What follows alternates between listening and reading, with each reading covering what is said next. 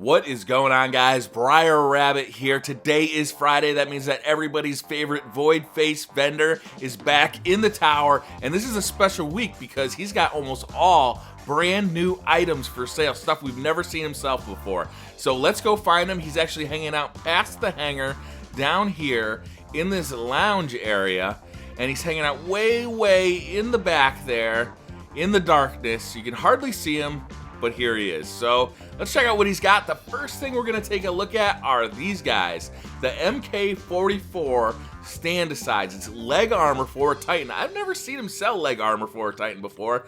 This may be the first time he's done that. And you'll see right away it's got a really high strength rating at 145. It's got heavy weapon ammo, which is always a useful thing. But the interesting perk on it is Be Somewhere Else. Increase the duration shoulder charge remains active. So this is going to work for your Striker Titan. It's a very powerful attack. It's a one-hit kill inside the Crucible, and that's mainly where this is going to be useful. Being able to use that, increase the duration of the shoulder charge, just makes it incredibly easier to use. And if you like using the shoulder charge on your Striker Titan inside the Crucible, I would definitely recommend picking these up, but if that doesn't sound appealing to you, this is probably a pass. But it's nice to see some brand new items here from Xur. Next, we're gonna take a look at our Hunter class, and we've got Don't Touch Me. So this is a little bit disappointing. It's a slightly lower discipline rating. I'd like to see that number higher. But the perks on this are going to be so useful. So first of all, we got Special Weapon Loader. Of course, that's going to be useful. Inverse Shadow. Increase super energy gain from killing minions of darkness. That's always going to be useful. It's going to constantly come in handy whenever you're playing PvE content. And Defensive Reflex. Taking damage from melee attacks makes you briefly invisible. This on Crota's End Raid is going to be amazing, because you guys know how many thralls there are just constantly, you know, kind of slapping you in the back when you're not looking, and to go invisible and be able to quickly escape from getting further damaged, this is going to be awesome. This is a no-brainer purchase. The only thing about it that I don't love is that low discipline perk. I'd love to see that up higher. And it may be that we'll see these again in a couple of weeks with a much higher perk, you know, like either a strength or an intellect or whatever, with a much higher rating. Probably it'll stay disciplined.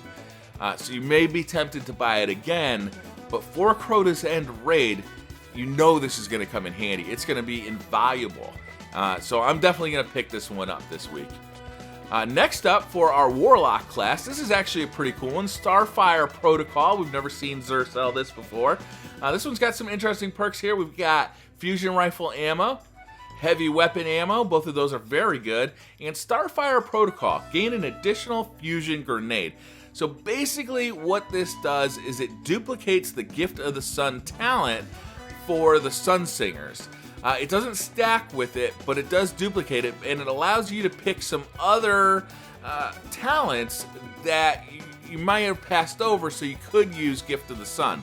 So this is a really cool Sun Singer Warlock chest armor if you like Fusion Grenades. So it's a little bit specific, but it is really good if that's kind of the build you prefer. So I definitely recommend picking this up for certain situations.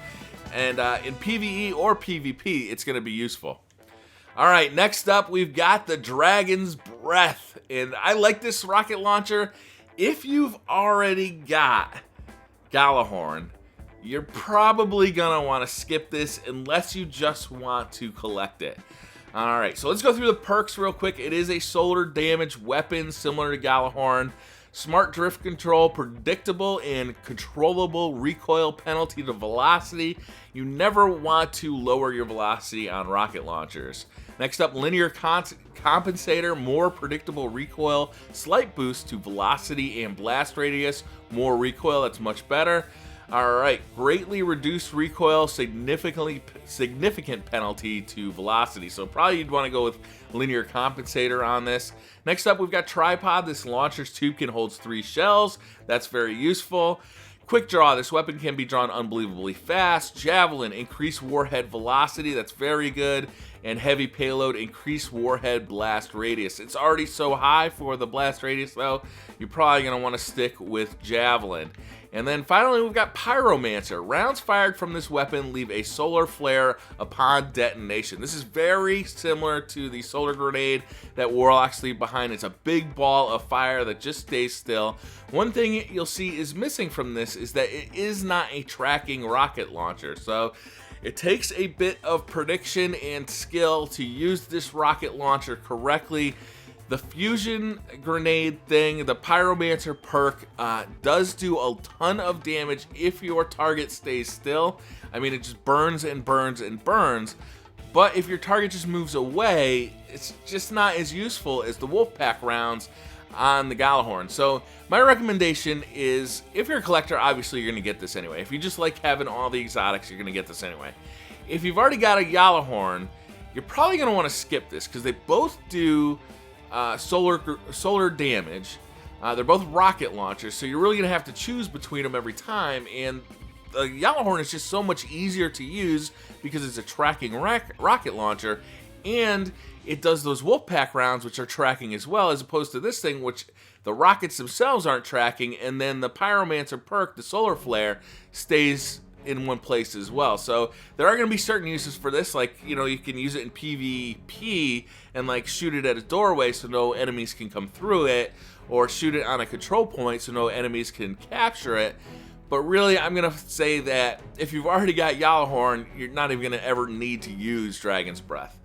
All right, next up, we've got exotic engrams. They are gauntlets this week, so if you've got any extra motes of light, these are very fun to get.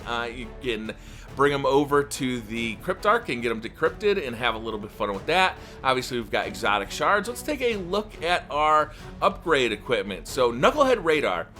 I actually really like the Knucklehead Radar, especially in PvP. It's a bit of a crutch, and it doesn't stand up as well to some of the other Hunter helmets, especially the Acleophage Symbiote, but it is a fun helmet to use because it allows you to see your radar while you're aiming primary weapons, and that's very useful. But this is more useful. Acleophage Symbiote. If you've got one of these and you need to upgrade it, it is one of the best hunter helmets in the game. More super energy from grenade kills. Golden Gun gains 1 additional shot per use. Having that extra shot is constantly useful in PvP and PvE. This is definitely a good upgrade to get. Chest armor for the Titan class, Crest of Alpha Lupi. Basically, revive teammates faster, spawn more orbs.